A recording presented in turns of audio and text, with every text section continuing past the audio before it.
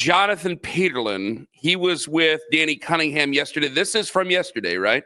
I believe so, yes. Here's Peterlin yesterday, where I thought this was a silly thing to say, but one person in the room didn't. Go ahead. It boils down to something interesting. Like, how willing are you to move one of the two rookies instead of one of the two veterans? I would be willing to move Dillon Gabriel. I really would. And I would be willing to move Kenny Pickett too. 99% of our fan base can say, I'll pack Dillon Gabriel's bags for him. Yeah. You know, I'll make that move 11 times out of 10. If you can get a charcuterie board and a pick for Dillon Gabriel, I'll go ahead and take that. And I think a lot of people would be willing to say that about Kenny Pickett, I don't think anybody in our audience right now is willing to say that about Shedeur Sanders. I would agree with that. I'm not going to find anybody that's going to say that about Shedeur. Okay, that's asinine. Flatly. If you agree with that, fine. And Lima seems to agree with that. I think that's ridiculous. They are still in OTAs or mandatory minicamp. They're running around in their underwear. I don't know. This is not an argument even for Dillon Gabriel that says he's the next big thing. Good God, the draft was 2 months ago. And we're talking about packing someone's bags. Now, for Kenny Pickett, I'm not saying no for Kenny Pickett. Kenny Pickett, we've already seen in the NFL, and Kenny Pickett does have the knock against him that he's a former Steelers quarterback, all right? That I can't say that fans wouldn't want to do that. But when it comes to Dillon Gabriel, he's a rookie. He's a rookie. You don't know what the package is. You don't know. As much as you think you know, there is part of you going, what if he is great? Quarterbacks are different than they've ever been. Everybody now it's a different league than it's ever been. It's not the typical drop back quarterback. We've talked about that a million times. They're all different.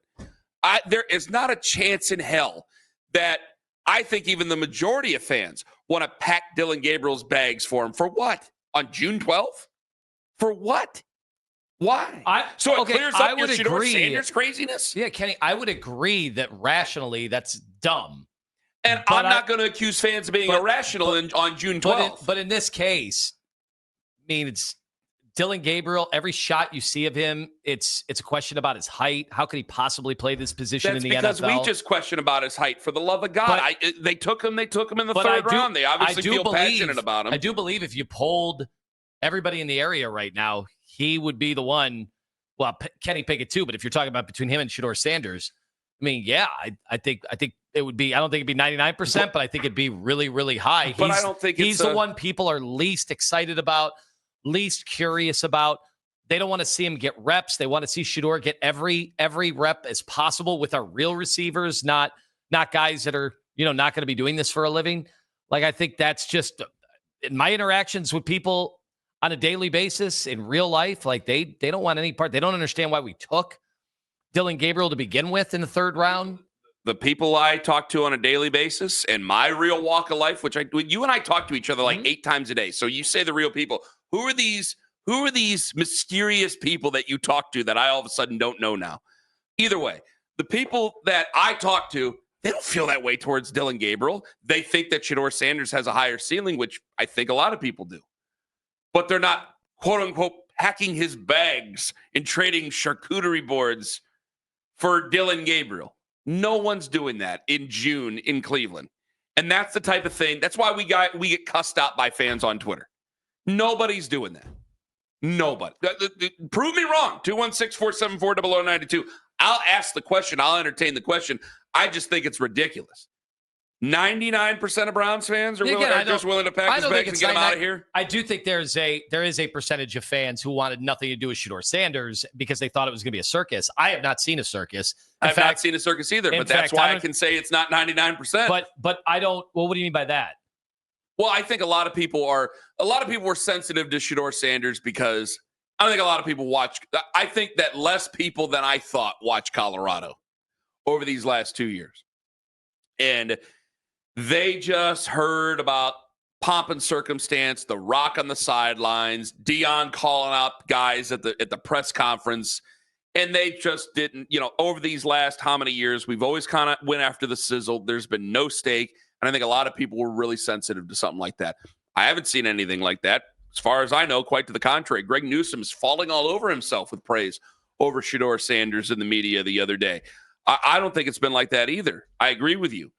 And yes, I think so many more fans would feel that Shedeur Sanders, a guy who some people said should have been a top 10 guy, some people said should have been early Friday night guy, ended up falling to the 5th round. So there's got to be more potential than what Dillon Gabriel I think that's has. all it is, too. Nobody cares about when guys get drafted normally in the 3rd round.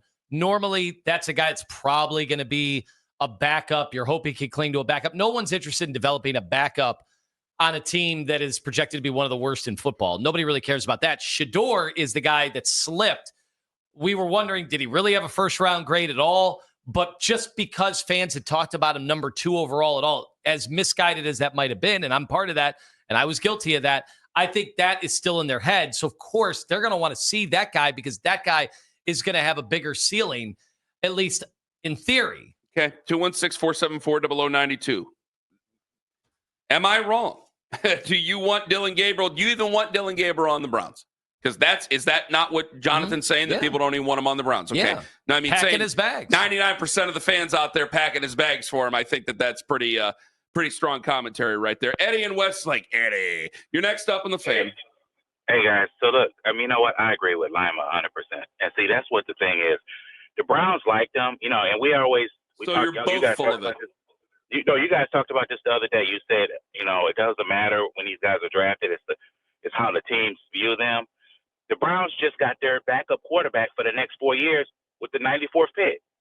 So, I mean, he's entrenched as the backup quarterback just because history says that at his height, he's not going to be a starter in the National Football League without an elite quality, which he does not have. So that's why you're not getting excited about it. He throws the arm stronger than any Browns quarterback in Browns history. He throws a faster ball than any Browns quarterback in Browns history. He does have elite arm strength. Dude, next point. Next point. I just proved you wrong on that. Next point. I proved you wrong on that. Take that and then move on to the next point because you know it and I know it and all the listeners in Cleveland know it that you're wrong. So move on to the next point. So wait a minute. Hear me out, okay? So the two you say he has the lead arm strength. Okay, that's fine. I don't. NFL scouts say it. The speedometer says it. That's mixed because they stand it. But okay, but that's let's say mixed that. now. Okay. Over the last, say you're wrong and move on. It's easy to just say you're wrong and move on to the next thing. Right. Okay. Look, Ken. Do it all the time. Over the last 30 years, if you can find me somebody else, please find me. Over the last 30 years, there's been 2 guys that have been at his height that have been elite. The 2 guys, big arm strength was not their elite quality. It would have been Russell Wilson, which was the ability to extend plays, elite ability to extend plays, and Drew Brees, who was really tactical and surgical in the pocket with his feet. This dude is not either one. But that doesn't answer the question. So what I'm telling you took him with the 94th pick. Everybody, if you look poll the NFL, they all say that this was a mistake. This guy was overdrafted. If you want to say he wasn't, that's fine. Everybody, other 31 teams say he was overdrafted. I didn't say he wasn't overdrafted. I believe he's overdrafted. I agree with you on that. Really all you need to know Hold on. That doesn't answer the question. It doesn't answer the question. Do you believe that the vast majority, 99% seems pretty crazy, do you believe that the vast majority want to pack Dillon Gabriel's bags for him? Absolutely. Oh my God. And they're not wanting to pack Shedeur Sanders' bag. That's for sure. We've had 40 different. No one's saying that they're either or. We're talking about Dillon Gabriel. You're telling me a team that had 41 or is it 40 or 41 now? I lose count. 40 different quarterbacks since '99.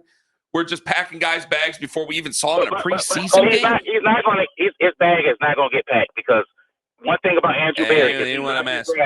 Ain't what I'm asking. Eddie, you and I both know. Yeah, okay.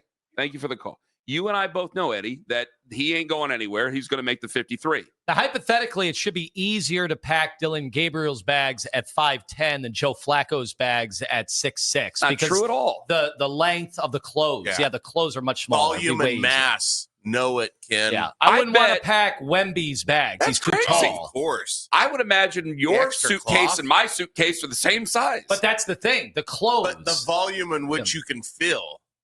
Now, do you think like Flacco maybe he wears more clothes than Shedeur Sanders? Well, now we're getting into a different debate, and I want us to stay on topic here. I'm trying to as well. I want us to stay on topic. I don't want you to start throwing in factors that make your argument better. What type of luggage did each guy use? Okay, never mind. You think Shador's luggage is more expensive? Oh, yeah. He can afford more expensive luggage. Now, most athletes do have the luxury baggage, if you've ever seen their baggage. Well, isn't that the first thing you buy? One of the most eye-opening Not experiences. the offensive lineman, though. One of the most eye-opening experiences in my life was when I unloaded trucks at TJ Maxx and I saw the luggage and I go, people pay this much? And they go, oh, yeah, you don't know this? I go, like $600. Oh, and that was like, No. That's a discount price. 600. No. Louis luggage goes for like $3 or $4 grand. Well, there was no Louis luggage. I think we had Toomey. I think there was Toomey, which that was flying off the shelves in Montrose. Off the shelves. I could barely keep it in stock. I could barely get the tags on them quick enough. People were out there ripping them right out of my hands. That's like $1 grand. 216-474-0092. Guys, we all know, like Eddie. I like Eddie. Eddie didn't get it. Nope. The Browns ain't moving on from Dillon Gabriel. He's going to get a chance. I'm asking you. I think I know you better than Jonathan does, but maybe I'm wrong. I'm asking you. Do you believe 99% of you out there are willing to pack the bags of Dillon Gabriel right now to trade him for charcuterie boards and God knows what? A word I just learned how to say a few years ago thanks to Nathan Zagura. Are 99% of you willing to do that? Right now, when we've had umpteen different quarterbacks, like you can't tell him he's a recent draft pick. You can't tell me this fan base is like, let's not get rid of him just yet. Let's see what's behind the door here before we go getting rid of guys. Let's just see. Because there is the fun of a brand new draft pick going, maybe he will work out. Maybe he won't. More than likely won't. It is a Browns quarterback draft pick, but we'll see what he does. There can't be no way this fan base is willing to move on. Shador. That's crazy. What do you? Hey, you call somebody up. Hey, I'm willing to move Dillon Gabriel. Didn't you just draft him in the 3rd round? Yeah, go ahead and cut him. What are you talking about? We're going to trade Dillon Gabriel? Happening. No one's trading. You're not trading Dillon Gabriel. The fans aren't trading Dillon Gabriel. Because that's the question. Would the fans do it? And the Browns, everybody knows. Eddie Westlake called in. Everybody knows the Browns ain't going to do it. But you can't tell me Browns fans, far and wide, 99% of them are willing to trade away Dillon Gabriel right now? No. Tim in Syracuse, New York. He's listening on the free Odyssey app. He's next up on the Fan. Hello. Hey, Ken, I totally agree with you. There's no way that Dillon Gabriel's getting traded. Joe Flacco, Kenny Pickett, I totally see it. There's no way they're trading away potential young talent. I'd rather see Gabriel and Sanders start 12 games this year than Flacco and Pickett. I agree. I think a lot of fans think that way. Hold on. Flacco and Pickett? Or I should say Pickett and Flacco? Flacco? I think a lot of fans love Joe Flacco, Tim. I agree. I think a lot of fans do love him, but I think we've already seen his ceiling. I mean, okay, that's a good point. We're going to wait 7 games for him to get tired and start throwing pick sixes? More than likely. I think, honestly, because this is a delicate dance. This is why, for me, like I probably wouldn't have traded for Kenny Pickett, but I didn't know what they were planning on doing, Tim. Thank you very much for the call. Like, when they traded for Kenny Pickett, I'm not sure exactly when they did. Was that before or after Jimmy Haslam had said, like, hey, we're not forced to take on a quarterback this year? Because that, when the owner's willing to say it, that's what changed, I think, a lot of people's opinions in town, in the media as well as the fan base on taking a quarterback. They traded before that. Okay, so if they traded before Kenny Pickett, it's like, okay, Kenny's going to start the season, and then we'll have someone else. Then they brought Joe Flacco in. Then I really just thought they were going to take just Dillon Gabriel, or not. They were going to take a third quarterback, and that's it. Didn't think they were going to take Dillon Gabriel. And that's going to be it. I think with Joe, reasonably for a lot of fans, I think Joe keeps your attention to start things off because you did go to the playoffs in 2023. There's good memories there. But also, you're getting an adult in the room. Hate to keep bringing up that term. You're getting a real adult in the room. A guy that the locker room does respect. A guy that a lot of the fan base respects. So you want to talk about 99%? I think 99% of the fan base really respects Joe Flacco. And yeah, I know that gas is going to run out probably sooner than later, and then eventually you're going to move on to the other QBs. And I don't know if that's Kenny Pickett or Dillon Gabriel or Shador Sanders or which one is the odd man out, other than I don't think that Shador Sanders is getting traded or getting cut at all. And I really don't think Dillon Gabriel's getting cut at all. But I think they may just roll with Kenny Pickett to start the season, and that concerns me. Because I don't know the type of leadership that Kenny Pickett has been able to show within this locker room so far this year. It's very early in the process. And you listen to different people. Aditi has said it the whole way through. Good teammate, good guy, that whole deal. But on the other side of it, Pittsburgh said every bad thing you could about the guy on his way out the door. So I have to take everything and say, what can he prove? It's already been proven. It's already been proven with Joe Flacco. Kenny Pickett hasn't proven anything, and the other two are rookies. So you want to see what the other two are able to do. So with the fan base, I really don't think the fan base wants to move on from any of the guys right now. Maybe Kenny Pickett the most. That's it. Pickett was but the I don't first think any one, of them really and I want to think do you it. led the charge on that until, he ended up being the guy they're talking about getting real reps. Well, wait, hold on. Don't act like I'm rah-rah and Kenny Pickett here. You know what I think of Kenny Pickett. I'm not going to sit there and lie to people out of nowhere. That ain't going to happen. No, what I'm saying is you led the charge when he was in Pittsburgh of, holy cow, they're putting their hopes and dreams behind Kenny Pickett. Even the way you would say Kenny Pickett's name, it was very dehumanizing. Yeah, you do that. Well, not dehumanizing for crying out loud. Let's not go that far. But human to you. You load the language. You load the lips. That's how you do it. You know how to do it. I know how to do it, and damn it, I did it. Because he was a Pittsburgh Steeler. Now he's a Brown. I still don't have a lot of faith in him. I hope that changes because I'm open-minded about all four guys. Joe, we all know more than we know about the other three. I don't think any fan is packing anybody's bags for anybody right now, for that matter. They're in mini camp. Pack bag for what? Because we want to see Shedeur get all the reps we can? I mean, there's probably some people out there, but there's probably some people out there for every opinion you could possibly think of.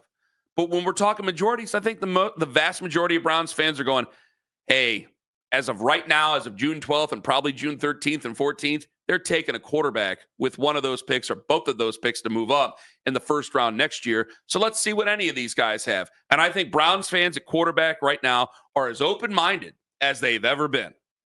And I would love for any of these fans to prove me wrong because right now I'm getting a bunch of people just agreeing. Kevin Stefanski spoke yesterday.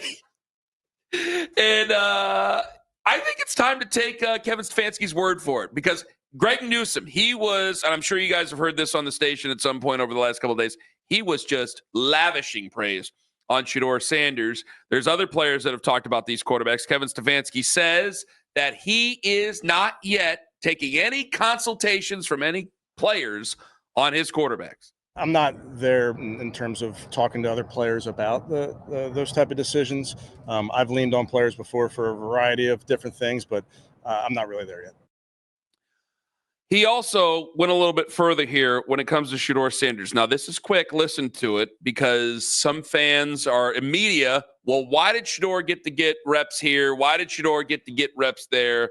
Why is Shedeur not getting first-team reps? Let's not look too much into who's out there when. We're in installation phase. We're in teaching phase, so not much to look into. How many teams have had to balance four quarterbacks at a single time in the modern somebody pointed to history? The Giants doing something like this in the last 10 years. I think some people can count on one hand. There was the famous Tom Brady. We all know that. You mentioned the Giants.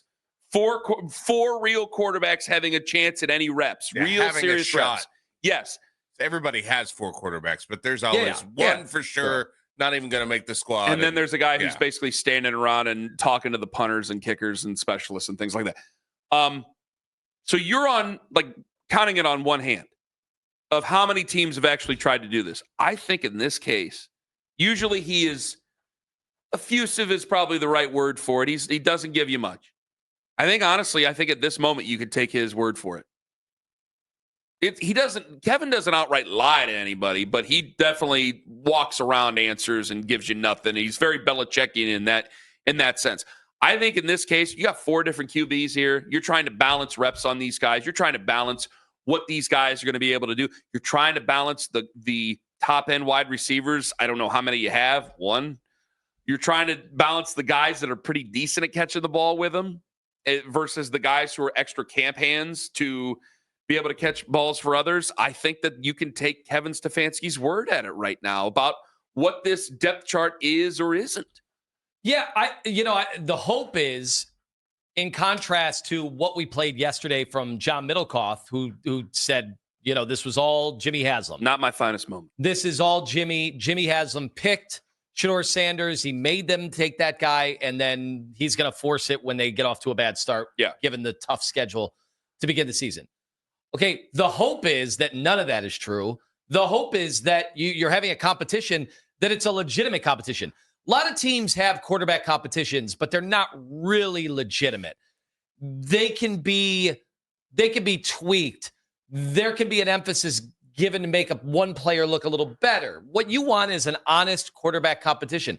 I will say, like the Brian Hoyer, Johnny Manziel kind of was a fair competition, was it not? Like they had a fair competition. It was so fair, no one wanted to believe it was fair because the better quarterback won out. The better quarterback won out. It was not the one that a lot of fans wanted. It was probably not one that the owner wanted at that time. At least the people around him. Yeah, but then Brian Hoyer started and, got off to a good start. It was fleeting. Well, look at like Russell Wilson in Seattle, right? They brought in Matt Flynn. They paid Matt Flynn. Oh, yeah. Yeah, it's a great example. They drafted Russell Wilson. And I think it was one of those where it's like, okay, we're going to do this. And Russ apparently, he just killed it. He definitely showed that he was the better of the options and took it over. But those weren't as crowded of competitions, right? It's because we're still in the same time constraints as every other team in the NFL right now. Yes, and Russell was splitting it into quarters. Yeah, I think, and I think it's very difficult. But again, I don't think that was a situation. And you just said this: there weren't 4 quarterbacks there that legitimately had a shot for it. I don't think a lot of people thought that Russell Wilson legitimately had a shot at it at the very beginning. So you had to show something that was pretty exceptional to start the year. There's going to be, when you have 4 guys, there's always going to be a thought of, you got veterans on the team, you have one veteran quarterback, but he's up against Father Time. You have another veteran where maybe you want to kick the tires on it and see if you can get your own Sam Darnold or Geno Smith or something like that. Then you got these 2 rookies. So you have to try to give an equal evaluation. I thought for a while that, we call it a competition. This is no competition. I think in my heart, I would just put Joe Flacco out there. So is it a competition? No, but I have to be able to see something on any of these guys because I think that probably maybe one will get traded, but as of right now, I would probably see that all 4 quarterbacks would play at some point.